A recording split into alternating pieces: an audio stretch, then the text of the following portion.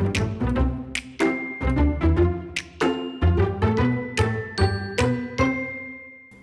everyone and welcome to Live Interactive English. I'm Mike.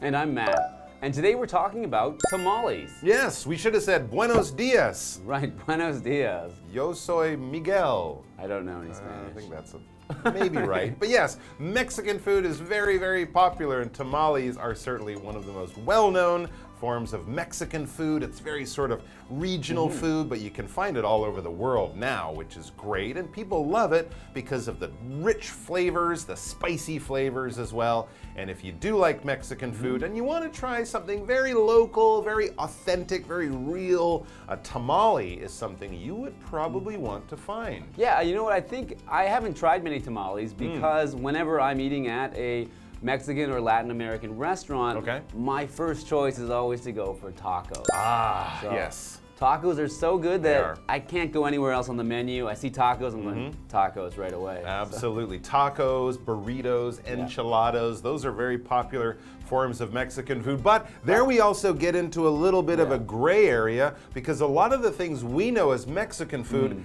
actually come to us through the southern U.S. and they have Tex-Mex. Yes, so Texas Mexican food. definitely though, burritos are a definite Tex-Mex food. Yeah, a lot more cheese, a lot more sauce, things like that. And I don't think I ever really tried real tacos until I was maybe in my teens because you know, the ones my mom used to make at home were very much the Tex-Mex tacos, which is where you buy some beef and you buy a packet of this powder which you sprinkle on it whilst you cook it. Delicious, but not Mexican. No. Those are good too. They are good. But I guess it's kind of like how if you have American Chinese food, Yeah. it's not bad, but love it's not really Chinese food, right? So people do change things. But the tamale, no. The tamale is authentic Mexican food. Many of those Tex-Mex restaurants, they wouldn't even have it on the menu, probably. So let's find out about this wonderful regional peasant food from Mexico, loved by millions and for very good reasons, as we'll find out. The tamale, part 1.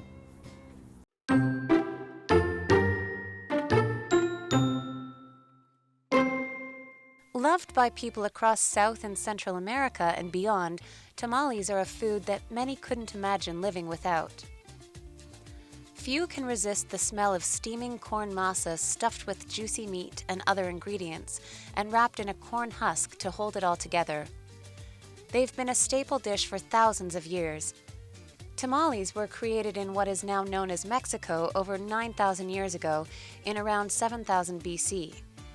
Later, Aztec people took tamales into battle with them because they were a complete meal, fully assembled and easily carried. They also gave tamales as gifts to the gods and used different fillings depending on which ones each god preferred.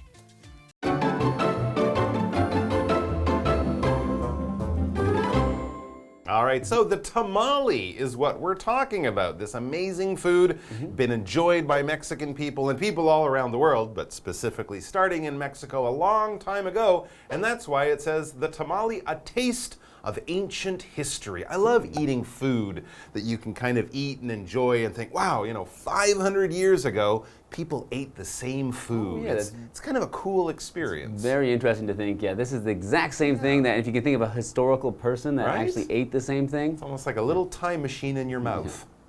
So the article begins, loved by people across South and Central America and beyond. Tamales are a food that many couldn't imagine living without. Few can resist the smell of steaming corn masa stuffed with juicy meat and other ingredients and wrapped in a corn husk to hold it all together. There you go. It's a meal you can pick up and carry, walk around with. It's all there in one thing, wrapped up in a leaf. So we have corn, we have some meat, we wrap it up in a leaf, we cook it that way. It's kind of like zongzi, right? Yeah, it is. And similar. And it's also similar to another food that I've had in southern Taiwan at my friend's Aboriginal home. So at his tribe's home, his grandmother cooked another food which was wrapped in leaves and had, I think, either millet or rice inside and then meat inside as well.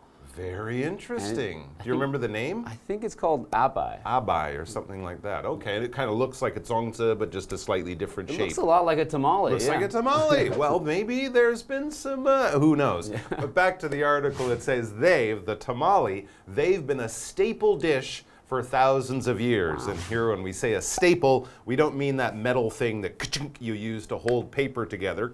That's a staple. No, a staple is basically a food that a people from a certain region, country, or culture eat almost every day with every meal. Rice is a staple in Asia. Wheat and bread and pasta, those are the staples. Maybe potatoes as well, the staples of Europe and North America in many places. And of course, corn or maize, M-A-I-Z-E, that was the staple of Central and South America. So, and it would also be the key ingredient. And what is an ingredient? An ingredient is one type of food or something you use to make another type of food. You know, when you're making something and you're following a recipe, the instructions, the first thing they have is a list of ingredients. You'll need oil, salt, pepper, meat, cheese, flour, you know, all the different things. You mix everything together. What are you making with those? I have something terrible and disgusting. Those are not the right ingredients. Yeah. But for example, if you're making a cake, flour, eggs, butter, that kind of thing, all the things you need. Once you combine them in the right way, cook it, then you'll have your food with all the right ingredients inside. For example, that kind of salad is really easy to make because you need only a few ingredients. It's a carrot salad. Okay. You need carrots. That's the thing. I don't think many salads are very difficult to make. There's not a lot of... Have you ever tried to make a salade niçoise, the French style? There's a lot of ingredients in that salad. I've never made one. There are a lot of ingredients, but they mostly are pretty easy to make still, I think. There are sometimes easy. You just got to get a lot of them. Yeah. Anyway, so we're going to find out about some of the other ingredients in tamales, but now let's look at its history. Remember, we talked about this food as being something that people have been eating for hundreds of years in Mexico, maybe even thousands. It says tamales were created in what is now known as Mexico over 9,000 years ago, in around 7,000 BC.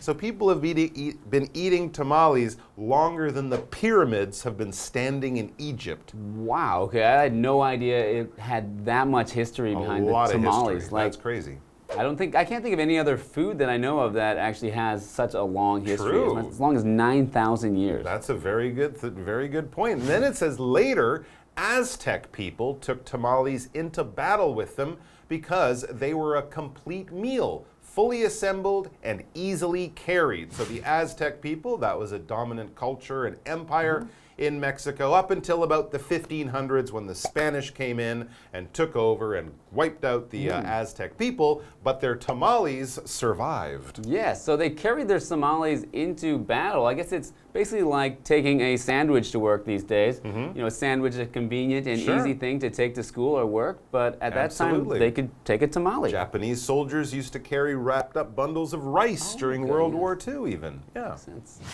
They also gave tamales as gifts to the gods and used different fillings depending on which ones each god preferred. Wow, it also tells you that not only did the gods like tamales, but tamales were such an important part of their culture that they would think the gods will be eating these too. And that's, of course, after they assembled the tamales with different flavors for each god. Right, so to assemble something means to put the different pieces of something together to make one other thing. So in the case of making a tamale, you're going to assemble the different ingredients to make a tamale. So the government assembled a task force to reduce pollution. So that means that the government brought together the different parts of this task force, which in this case would be people, to reduce pollution. Okay, so they bring all these people together in one place so that now they can do a job efficiently. In the same way that if you're cooking, you go to the fridge, you go to the cupboard, you get all the food, you put it there. Now you can really start making your tamale or whatever you're making. Yes. Let's take a break and then we'll be back. I think I'll go have a tamale. Yeah.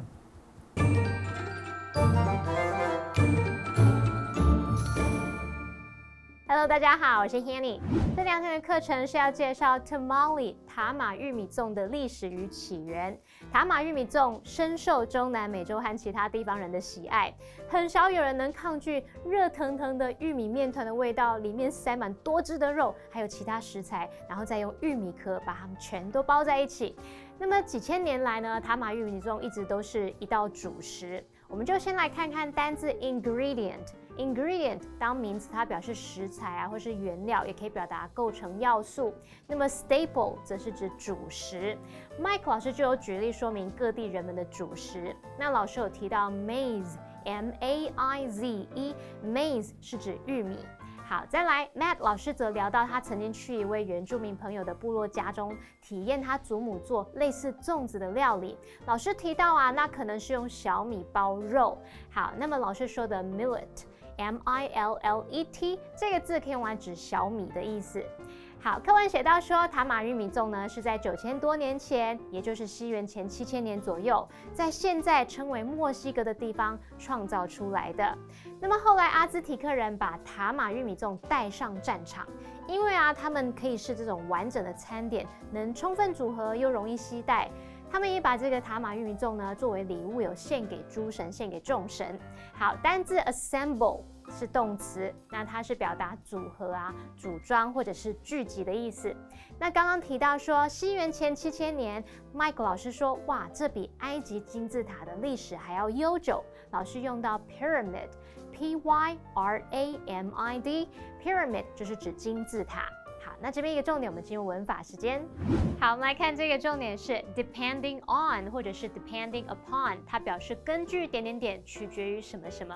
那它是独立分词片语之后接名词啊，或者是用 WH 疑问词所引导的名词子句。那么意思就相当于 according to。举例来说。The scenery there changes depending on the time of day。那里的景色会根据一天当中的时间而有所变化。好，那补充一下 ，depend on 或者是 depend upon 也可以用来当这个片语动词去表达依靠啊、依赖或是取决于的意思。那么后面接名词，像我们说 It depends on the weather， 就是这取决于天气状况。It depends on the traffic， 就是说这取决于交通状况。好，接着回到课文中。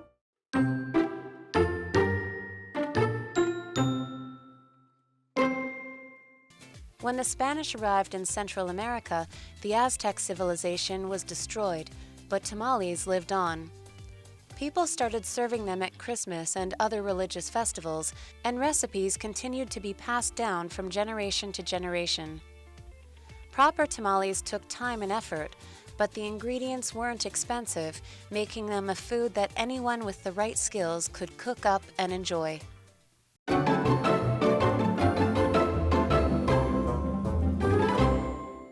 All right, so we're going back in time a little bit. They've been enjoying and making tamales in Central and South America, and especially in what we call Mexico today, for thousands of years. But a lot of that was under extreme danger and threat about 500 years ago, and that's where our story picks up. It says, when the Spanish arrived in Central America, the Aztec civilization was destroyed.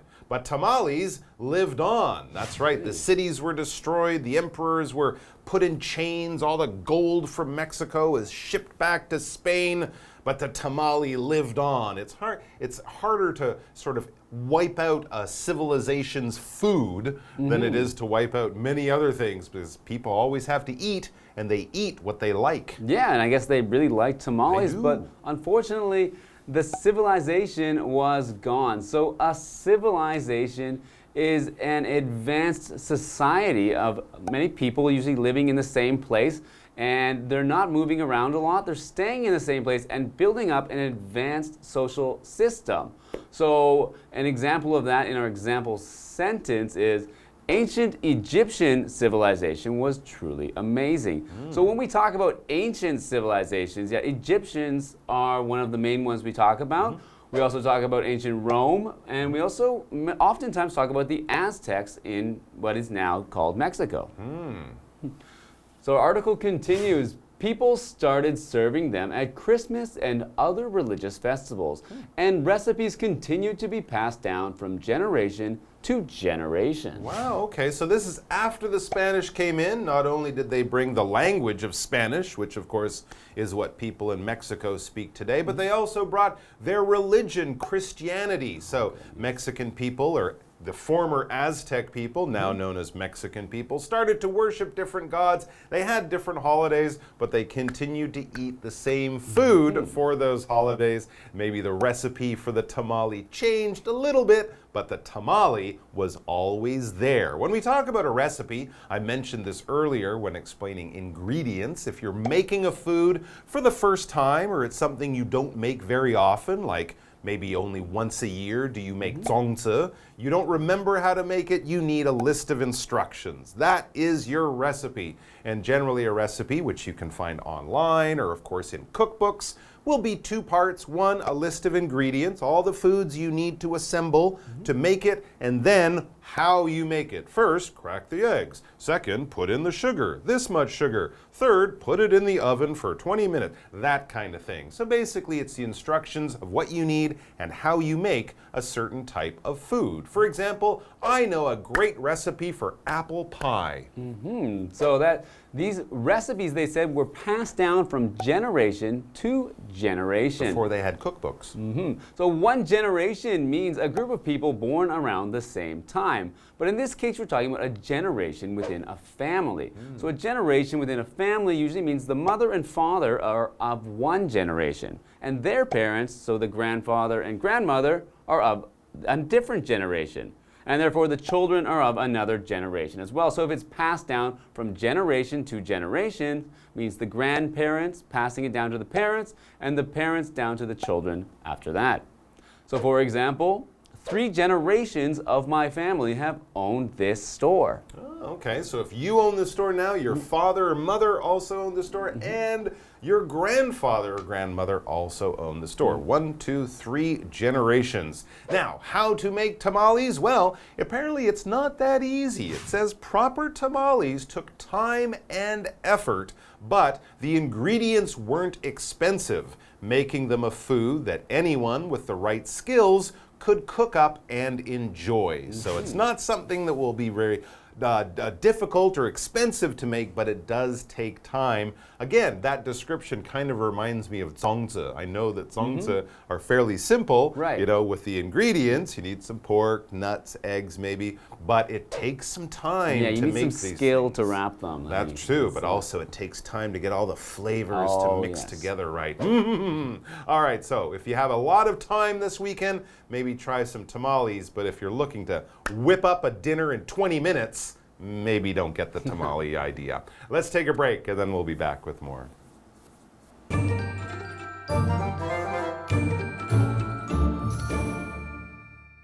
当西班牙人抵达中美洲时，阿兹提克文明被摧毁，但是塔玛玉米粽却流传了下来。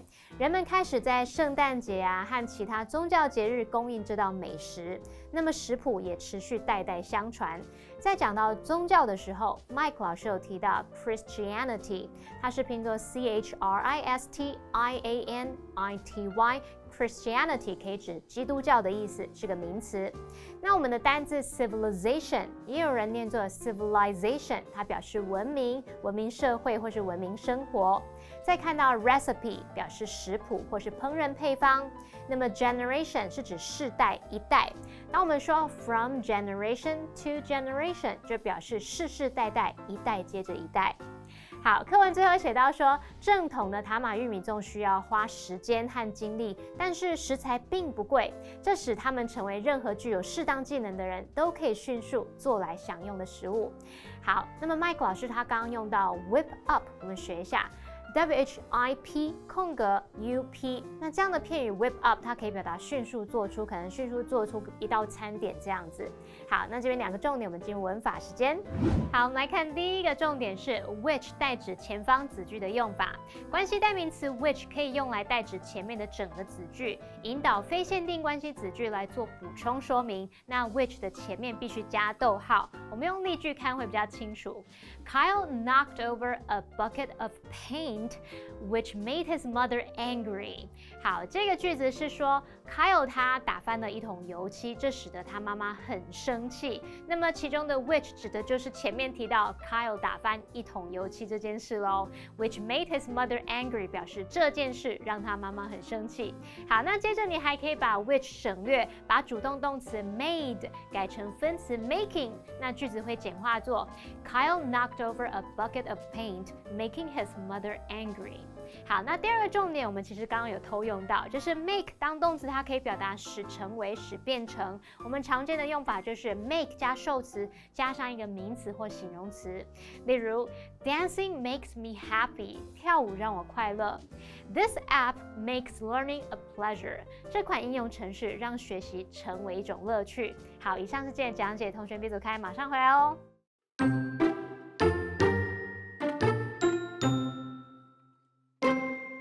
Loved by people across South and Central America and beyond, tamales are a food that many couldn't imagine living without. Few can resist the smell of steaming corn masa stuffed with juicy meat and other ingredients and wrapped in a corn husk to hold it all together. They've been a staple dish for thousands of years. Tamales were created in what is now known as Mexico over 9,000 years ago, in around 7,000 BC. Later, Aztec people took tamales into battle with them because they were a complete meal, fully assembled and easily carried. They also gave tamales as gifts to the gods and used different fillings depending on which ones each god preferred. When the Spanish arrived in Central America, the Aztec civilization was destroyed, but tamales lived on. People started serving them at Christmas and other religious festivals, and recipes continued to be passed down from generation to generation. Proper tamales took time and effort, but the ingredients weren't expensive, making them a food that anyone with the right skills could cook up and enjoy.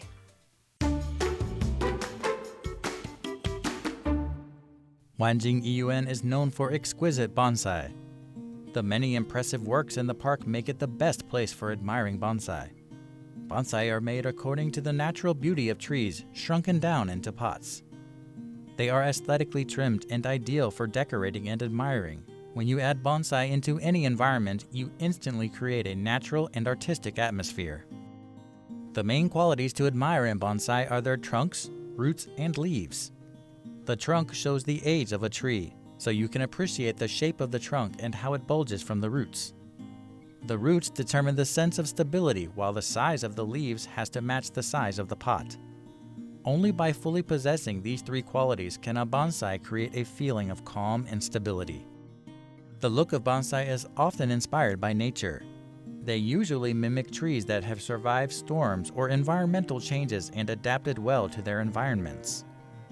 Common trunk styles include upright, slanting, twisted, cliff, literati, exposed root, multi-trunk, broom, and root over rock. In addition, the clump style has too many trunks to separate from each other, making the whole look like one tree. The connected root style looks like the clump style at first glance, with several roots standing separately. However, the roots are completely connected in the soil.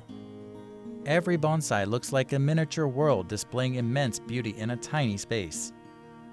You can explore seasonal changes in them and experience the energy of nature.